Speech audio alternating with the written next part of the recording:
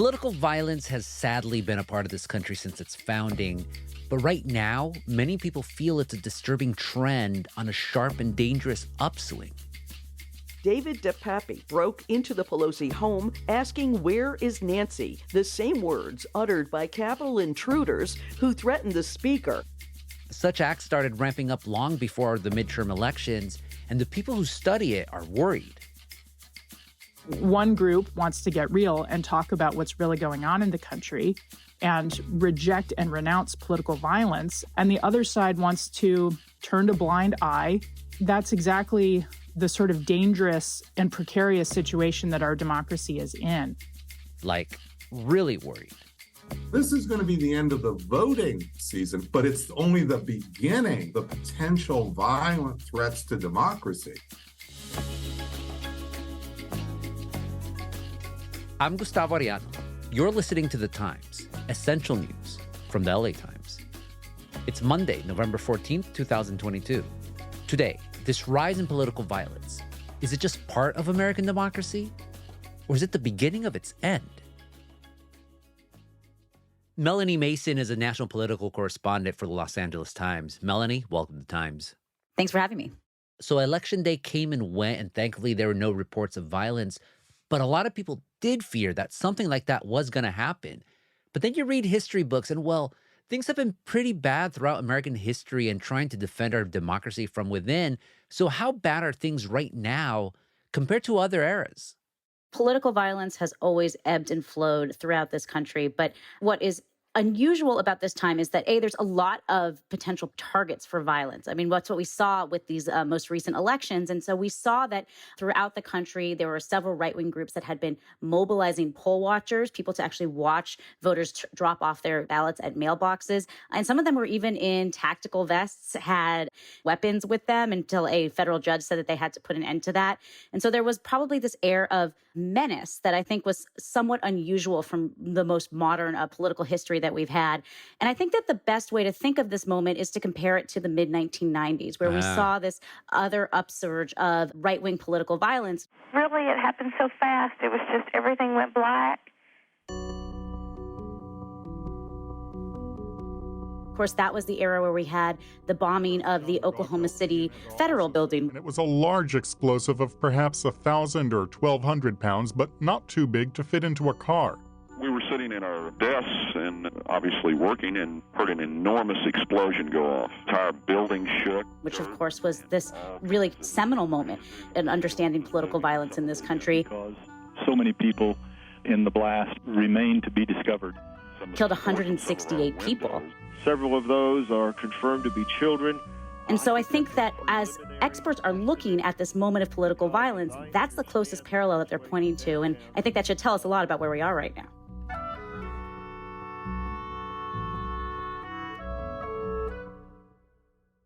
What we've seen in this current era is kind of this ramping up of, quite frankly, unprecedented incidents, right? Things like the overrunning of the U.S. Capitol on January 6th.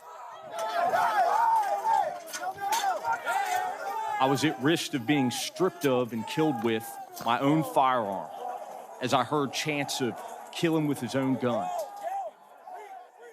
We've seen nothing like that in American history.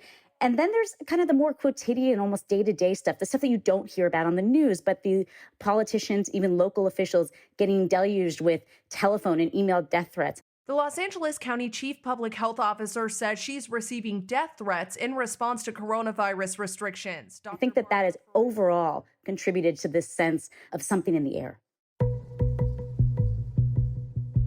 Okay. I'm Erica Chenoweth. I'm a professor at Harvard University, where I'm a political scientist, and I study social movements, political violence, and democracy. An expert that I talked to, Erica Chenoweth, told me that this most recent surge dates back a couple of years.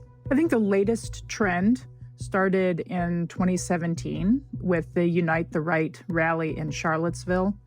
A horrific scene in Charlottesville, Virginia, a white nationalist rally that descended into deadly violence and chaos. But one thing that's important to know is that it really kicked up in the past 2.5 years, starting most acutely with the assaults on state capitals that started to take place in April of 2020 in Michigan and elsewhere related to resistance to pandemic restrictions. These involved, armed takeovers, but also plots to kidnap and potentially kill different politicians, including Gretchen Whitmer, the governor of Michigan, among others. And what we saw was really 3 bursts of that wave, starting in April 2020, then building in the summer of 2020 as basically a counter protest or counter response to the uprisings that took place in the aftermath of the murder of George Floyd. And then renewing in the fall of 2020 related to the election.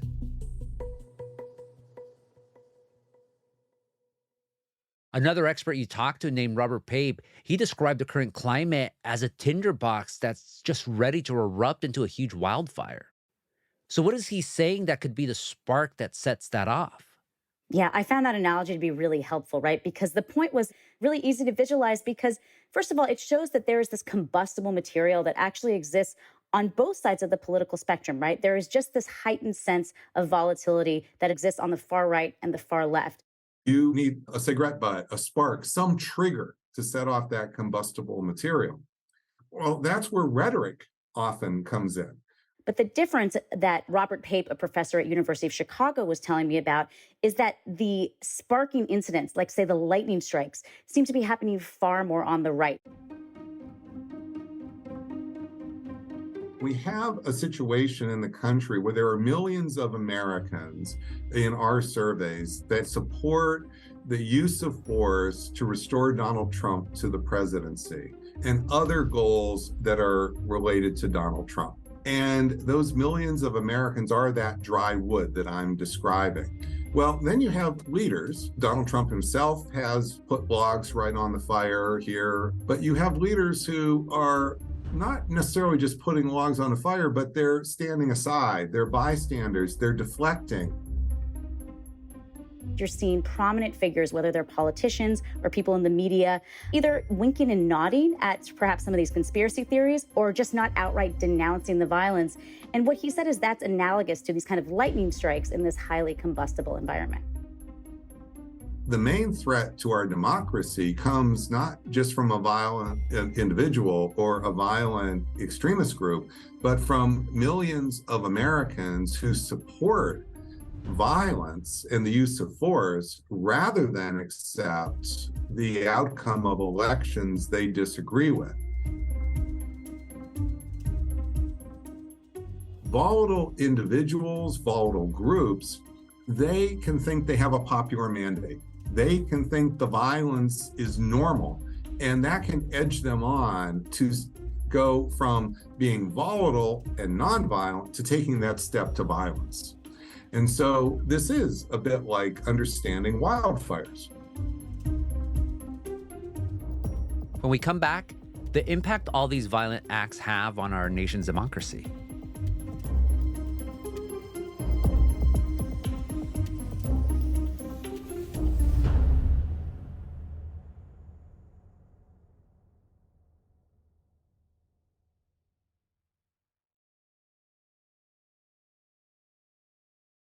Melanie, I always like to put things into perspective. And as we said before, this is far from the first time in our nation's history where people feel our democracy is threatened from within, threatened with violence.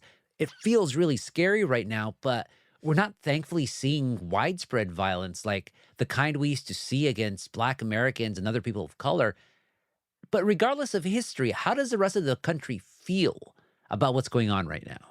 We always want to avoid recency bias. Of course, things have been bad in the past. But what stood out to me in this current moment is this sense across the nation that things are bleak. So there was this poll in August by YouGov that found that a strong majority of respondents said that they believed that political violence would increase in coming years.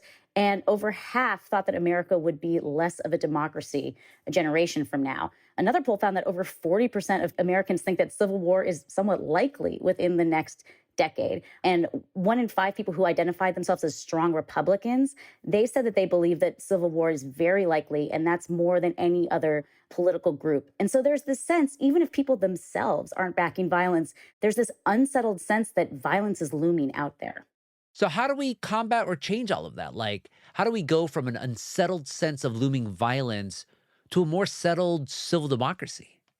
Experts talk a lot about this idea of naming and shaming, calling out what we've seen as these incendiary acts. A great example would be the January 6th committee, which had weeks, even months-long hearings about the lead up and the causes to the January 6th attack on the Capitol. And that included breaking down these conspiracy theories about the election results that have really been undermining our democracy. Now, many of your audience will say, oh, what's this professor talking about? I've been reading story after story that the January 6th committee hasn't mattered. Well, is Trump favorability lower since the summer? And it's not that much. What about simply belief in the big lie or the steal? Has that gone down?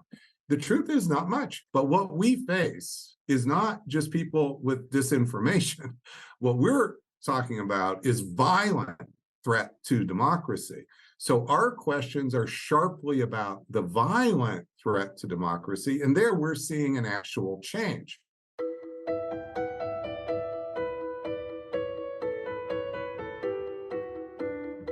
So there is some reason for optimism. Professor Robert Pape, he found that the share of Trump supporters who think that the use of force is justified to restore him to the presidency actually declined by 1/3 between April and September of this year.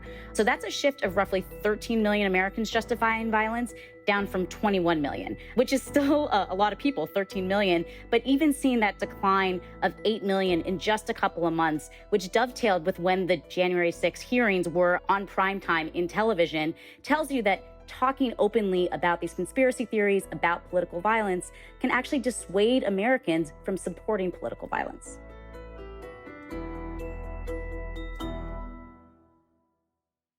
I think that one of the things to keep in mind, though, is how partisan our media is and how very different the two narratives are that the country is getting depending on what side of the political spectrum you fall. So if you were watching partisan media like Fox News, you may not have been seeing in-depth coverage of the January 6th hearings, or you may not have been seeing coverage of the recent attack on Paul Pelosi, the husband of Speaker Nancy Pelosi, framed as somebody who had been inspired by some of this right-wing political conspiracy theories.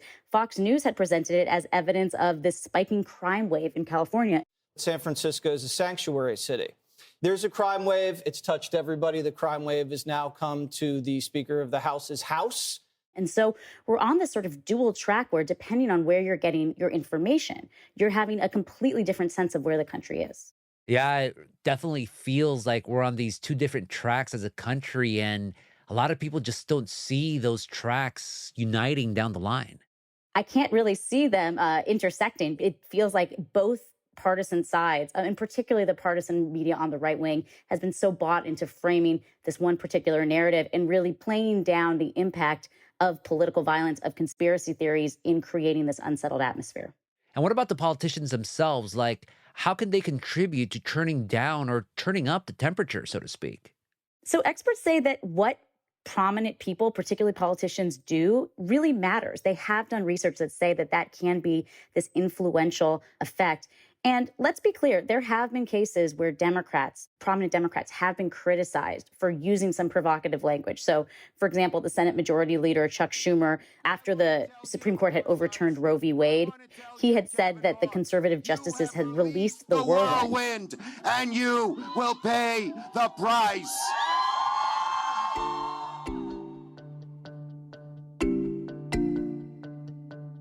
And so then when we saw, not that long later, that somebody was arrested outside of Justice Brett Kavanaugh's house with weapons and an intent to kill him because of the Dobbs decision that overturned Roe versus Wade.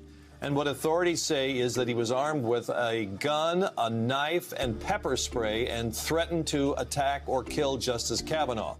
People said, look, the rhetoric that somebody like Chuck Schumer had said may have contributed to somebody that may have been on the precipice of trying to commit an act like that.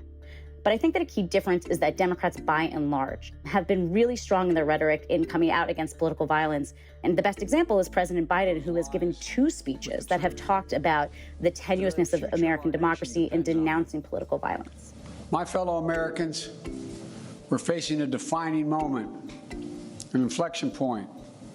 We must, with one overwhelming, unified voice, speak as a country and say there's no place for voter intimidation or political violence in America, whether it's directed at Democrats or Republicans.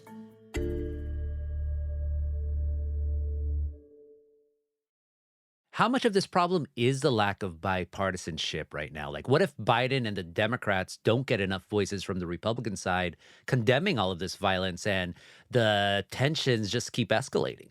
Look, our democracy doesn't work if people don't accept the results of the election. And I think that it is just fact that there has been one political party, the Republican Party, that has either outright or played footsie with these attempts to undermine our elections or outright question the results of the elections. And so I do think that it cannot be just one party that is trying to sort of steer us back on track of the democracy. Let's take a look at a state like Arizona, for example, which really was sort of a hotbed of this Stop the Steal movement back in 2020. Remember, they had this sort of ludicrous partisan audit of the Maricopa election results after the 2020 election. And then what you saw in 2022 were several election deniers run for statewide office for positions that could really determine how elections are conducted in the state. And remember, this is a battleground state. This is going to be a crucial state for 2024. And so I think if you are seeing one party that seems to be tilting more and more undermining of democracy, it's not going to be enough for just the Democrats to speak out about it. More after the break.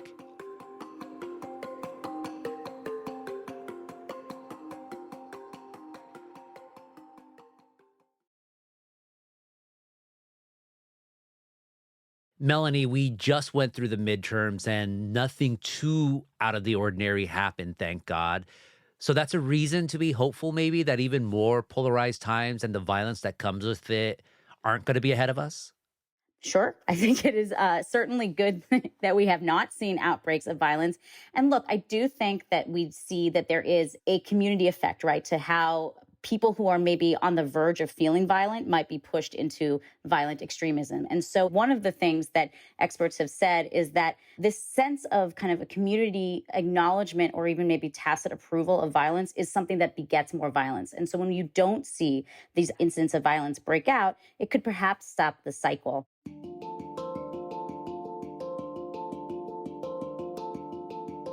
And we know from research that when people make those norms clear over and over again, that really does change people's behavior, right?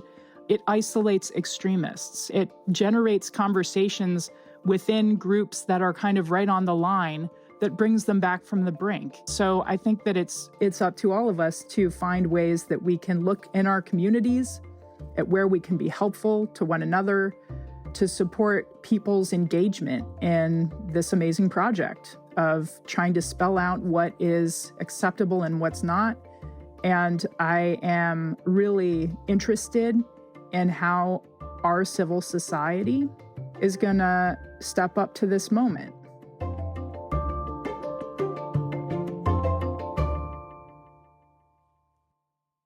Finally, Melanie, we're both in California, famously a very deep blue state. So it's easy for Californians to see like what's going on in Arizona or other places like, oh, that's just so horrible. It could never happen here.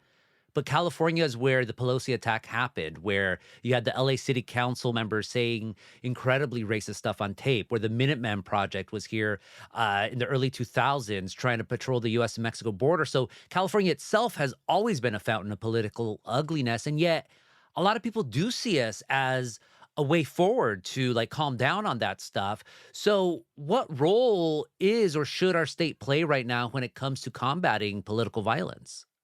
Well, think of where California sits in the constellation of the country. California is the largest state by population. And so no solution to political violence is going to exist without the state playing a crucial role. The other thing to keep in mind is think of how many important political figures come out of the state. We have Speaker Nancy Pelosi. We have House Majority Leader Kevin McCarthy, who appears to be on track to be the next speaker. And of course, we have the tech industry, Hollywood, a lot of the media industry here. We have so much of an outsized influence in the political culture and the culture overall in this country. And so I do think that if we are trying to reorient the overall mood of the country, California is going to play a crucial role. California can play a huge role here, just to say, as a result of the attack on Pelosi, and because, of course, it's happening in California, we need to act now to begin to build a bipartisan coalition against political violence.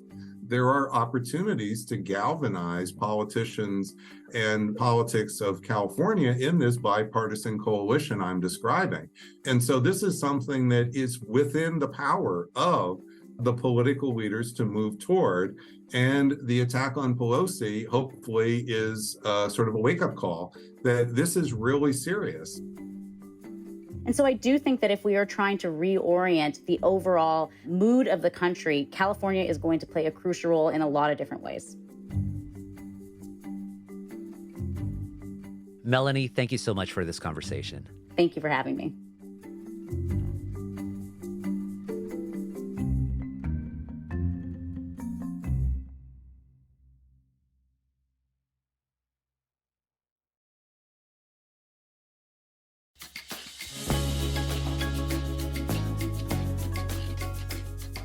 And that's it for this episode of The Times.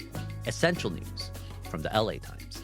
Kinsey Moreland and Ashley Brown were the jefas on this episode, and Mike Heflin mixed and mastered it. Our show's produced by Shannon Lynn, Denise Guerra, Kasia Brasalian, David Toledo, and Ashley Brown. Our editorial assistants are Roberto Reyes and Nicholas Perez. Our engineers are Mario Diaz, Mark Nieto, and Mike Heflin. Our editor is Kinsey Moreland. Our executive producers are Jasmine Aguilera, Shani Hilton, and Hiba El-Orbani, and our theme music is by Andrew Evan. I'm Gustavo Arellano. We'll be back Wednesday with all the news in Desmadre. Gracias.